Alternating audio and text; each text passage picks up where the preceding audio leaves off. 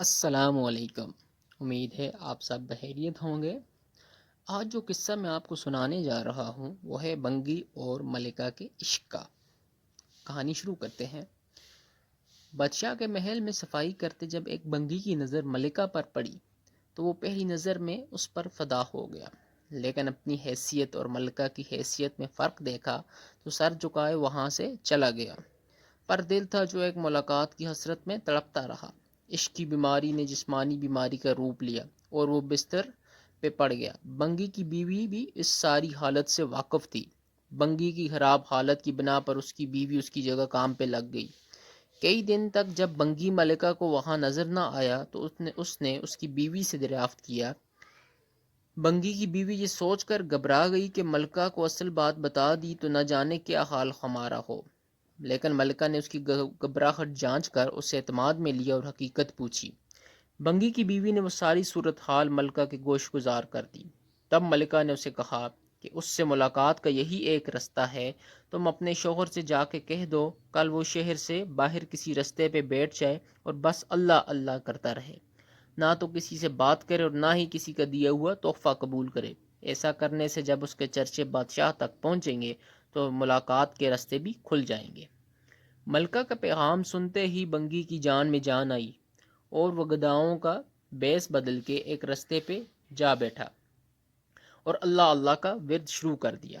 آنے جانے اس سے متاثر ہوتے اور نذرانے ساتھ لاتے، لیکن وہ نہ سر اٹھا کے کسی کو دیکھتا اور نہ ہی کسی چیز کو ہاتھ لگاتا۔ کرتے کرتے خبر بادشاہ تک پہنچی اور اس نے وزیر کو بھیجا کہ دریافت کرو کہ کون ہے اور اس کی سچائی کس حد تک ہے۔ وزیر نے واپس جا کر بادشاہ سے اس کی بہت تعریف کی۔ بادشاہ فیض پانے کے غرض سے خود چل کر اس کے پاس گیا۔ جب ہر طرف اس کے چرچے ہونے لگے تو ملکہ نے بادشاہ سے اس نیک انسان کی زیارت کی خواہش ظاہر کی۔ بادشاہ نے اجازت دی۔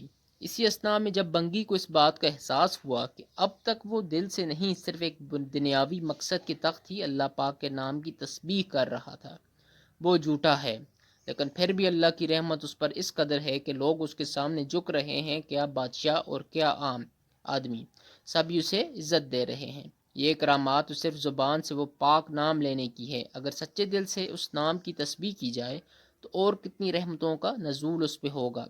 جب ملکہ اس کے پاس پہنچی تو اس نے سر اٹھا کے اس کی طرف نہ دیکھا اور وہ مطمئن ہوئی کہ کوئی آج اس کی وجہ سے اللہ کے قریب ہو گیا۔ وہ روتی ہوئی واپس اپنے محل چلی گئی۔ بے شک اس پاک ذات کا ذکر اپنے آپ میں ایک رحمت ہے۔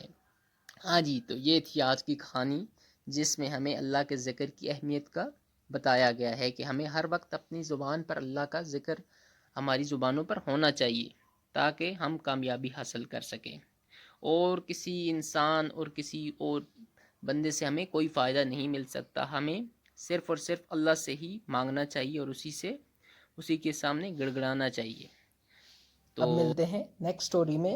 میرے چینل کو لازمی لائک، سبسکرائب اور شیئر کریں۔ اللہ حافظ۔